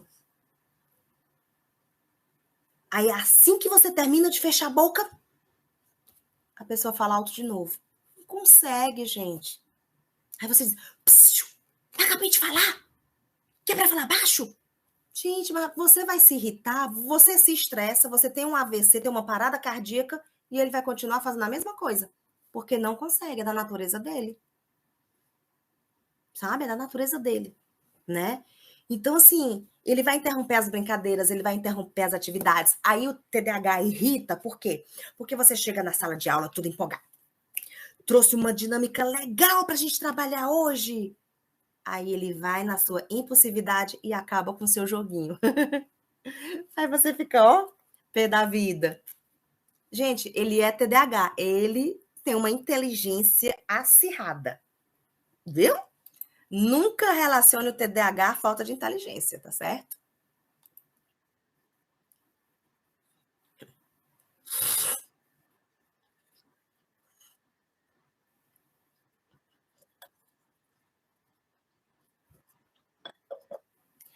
Você sabe que uma criança com TDAH me disse sexta-feira, é ontem, tia, minha mãe tá estudando comigo. Eu, ai, é, meu amor, que bom. É, tia, ela às vezes acha que eu não tô prestando atenção, tia, que eu não tô escutando, mas eu tô. Não é porque eu não tô olhando para ela que eu não tô prestando atenção. Gente, esse povo é inteligente demais. E aí a mãe fica se descabelando, achando que o aluno, que a pessoa não tá nem aí para ela e ele tá assimilando o conteúdo, gente. Ele só tá, ó, desse jeito. Ele tá assimilando. Só que com certeza não vai assimilar da mesma, né? Da mesma forma que os outros. E, gente, quais são as comorbidades mais frequentes no TDAH? Dislexia, depressão, ansiedade, transtorno de conduta, o TOD e a bipolaridade. São os mais comuns. Lembrando que comum não significa único, significa comum, os mais frequentes. Pode vir qualquer outro, inclusive o autismo, viu, gente? Não é? Muita gente acha que se tem TDAH e autismo, o autismo é o predominante, o TDAH é a comorbidade. Pode vir o contrário, tá? Gente, eu coloquei aqui o TDAH e a família, tá? Para a gente finalizar, mas o que tem aqui serve também para a nossa sala de aula, certo? Vamos oferecer a uma criança com TDAH um lar ou uma sala de aula harmônica e tranquila. Vamos ser o modelo. A criança aprende por imitação. Então, sendo pai, mãe, terapeuta, psicólogo, professor, vamos ser o modelo. Essas crianças estão nos observando. Imponha regras claras, precisas, curtas e que você sabe que vai ser possível daquela criança cumprir. Se você sabe que não vai ser possível, nem tente. Diminua, tente outras, depois você chega até essa regra. Você precisa impor, mas além de impor as regras, você precisa ajudar, auxiliar a criança a cumprir essas regras. Ensine sempre a criança a ser o mais responsável possível e a cumprir essas obrigações.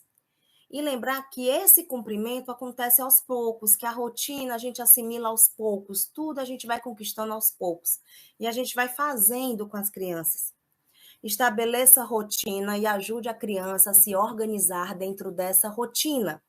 Rotina em casa, rotina na sala de aula, rotina.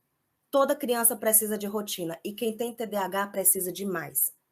Não seja autoritário. Ter autoridade não significa ser autoritário. Não precisa gritar com a criança. Você não precisa alterar o seu tom de voz. Você pode baixar-se na altura da criança, falar no tom de voz tranquilo e calmo. Mesmo que por dentro você esteja, ó, você vai, tenta manter esse equilíbrio. Você, agitado, vai agitar mais ainda a criança. Então vai ser pior. Ao invés de você criticar, elogie. E elogie cada passo, cada avanço, cada degrau que aquela criança subir, elogie. Reforço positivo sempre é a melhor alternativa. Tente elevar a autoestima dessa criança o máximo que você puder. Não faça críticas destrutivas. Não mostre só o que ela faz de errado. Não mostre só o que ela não consegue fazer. Certo? E quando ela não conseguir fazer, incentive a continuar tentando, mostrando que ela é capaz e que nem sempre a gente consegue de primeira.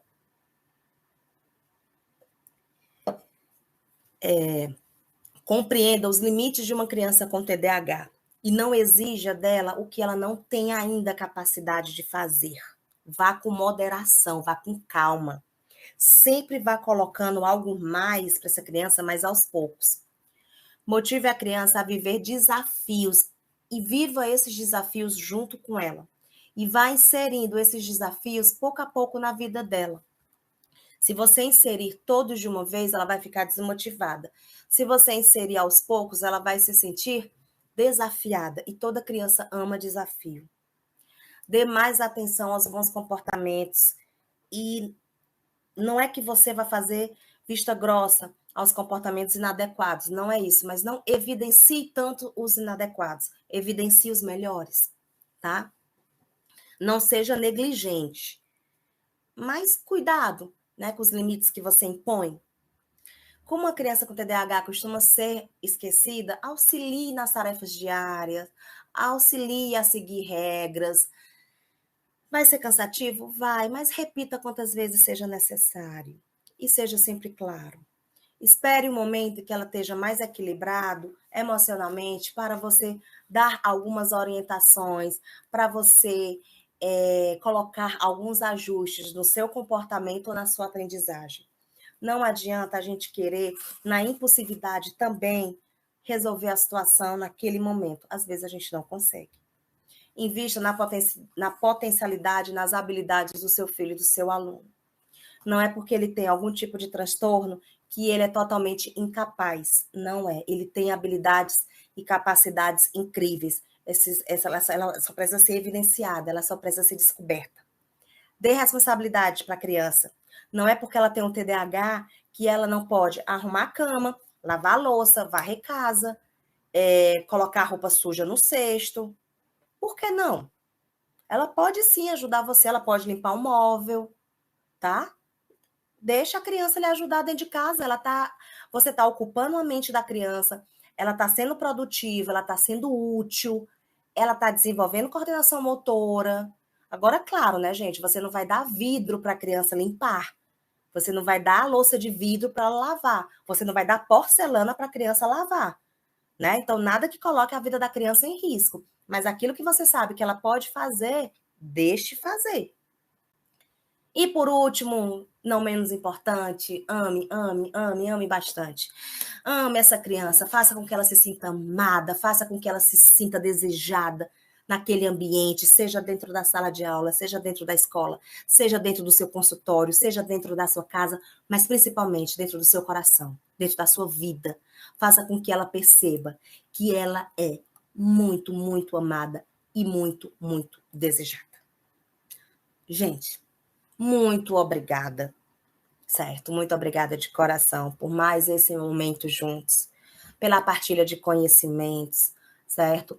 Por estarmos aqui juntos nesse momento de compartilhar ideias, nesse momento de troca, certo? Aqui sou eu, tá? Então, se você quiser me encontrar mais, você sabe, vocês têm meu WhatsApp, vocês têm meu Instagram, meu YouTube, então vocês sabem como me encontrar. Qualquer coisa que vocês precisarem, vocês sabem que podem contar comigo. Muito, mas muito obrigada mesmo, viu? Eu adorei passar o sábado com vocês. Ô, gente, obrigada. Obrigada pelas palavras, viu? Daqui a pouco eu vou tirar as fotos, colocar no grupo, viu? Dos livros que eu prometi, tá bom? Muito obrigada, espero que a gente tenha outras oportunidades juntas. E, gente, eu vou. Obrigada, muito obrigada. Eu vou colocar também os links daqui do YouTube, tá certo? Que eu gravei, só caso você precise revisar algum conteúdo. Quem quer falar comigo?